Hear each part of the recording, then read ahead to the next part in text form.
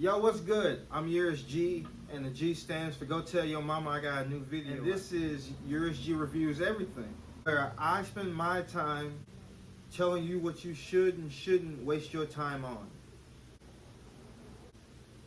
If this is your first go around with me, like, comments, and subscribe so you don't miss no more videos over here.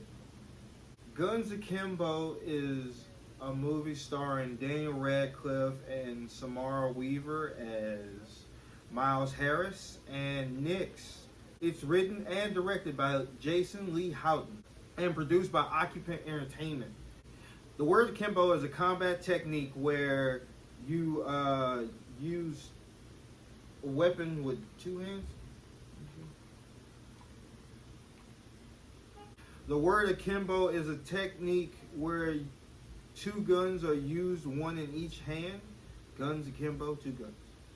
It's a movie about this computer programmer who spends his free time criticizing people who view this underground fight club called Schism, played by Daniel Radcliffe. And he spends enough time doing this to the point where he catches the attention of the owner of said fight club, and they break into his house, augment his hands by bolting two pistols to them, and sending the champion of this underground fight club after him, named Nix, for the whole world to see. I wanted to watch this movie because it's really, I just wanted to hear Harry Potter curse. Like I wanted to hear that, and I really wanted to see what Daniel Radcliffe could do outside of that role. Also, with the visual effects on it, it looked like a rated R version of Scott Pilgrim, and I fucking love Scott Pilgrim, so I wanted to see what that would look like, and if they could match that presentation. The things I liked about this movie were the visual components, the visual style. I got, it's not Scott Pilgrim level, but I got everything that I could have wanted out of the visual presentation. It was like watching Doom. It was like watching somebody play Doom. It was everywhere, like fast paced, but still well shot. It wasn't a lot of jump cuts. Like I could see what was going on. It starts off action from start to finish. It's very action packed. It starts with Nix running through a warehouse just murdering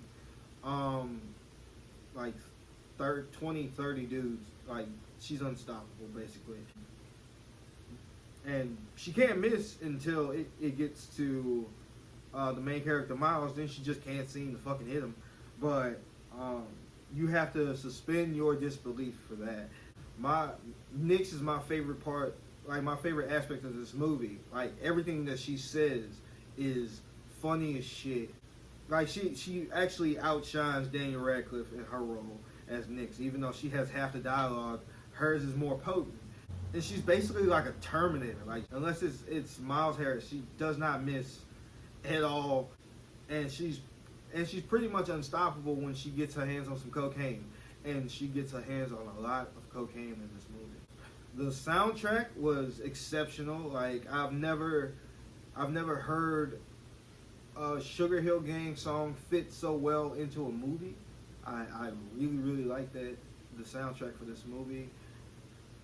And the third act, like, it gets better as the movie goes along, which normally isn't the case for me.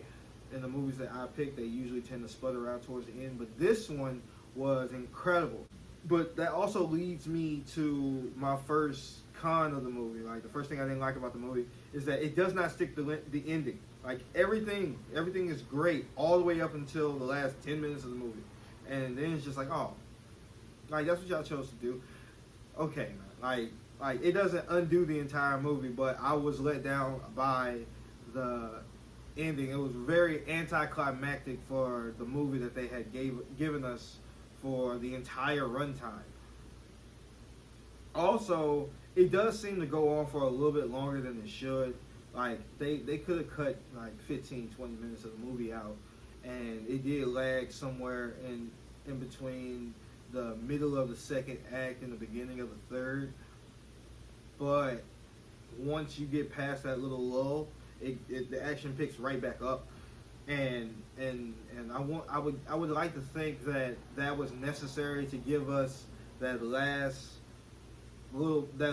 punch that they had before the ending, because it was at a certain point where I thought the movie was about to be over, and then it kicked right back up, and I was like, okay, I appreciate this, I like this, but it did go on for a little bit longer than it needed to, and that's really the only thing I had a problem with in this movie. It's just the ending.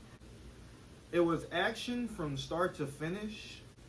There was just as many jokes as there were bullets in this movie. Like, it was funnier than I anticipated. And Nyx is the standout for the entire film. She's my new favorite woman with a gun. Like, it was incredible watching her work. Think of her as a Terminator who curses and does cocaine. That's the most accurate description of that woman I can give you. Although Daniel Radcliffe I felt like he was outshining this movie. He did hold his own. Like, I didn't feel like he was dragging it down at any point. Like, he over the course of the film, it got funnier. I mean, he got funnier. His comedic timing is on point. He can really act. I was impressed with what he was able to do. They just didn't stick the landing. That's it. So my rating is 4 out of 5. Buy this on iTunes because physicals suck. They take up space. I don't like that. I recommend it. Follow me on Instagram and Twitter.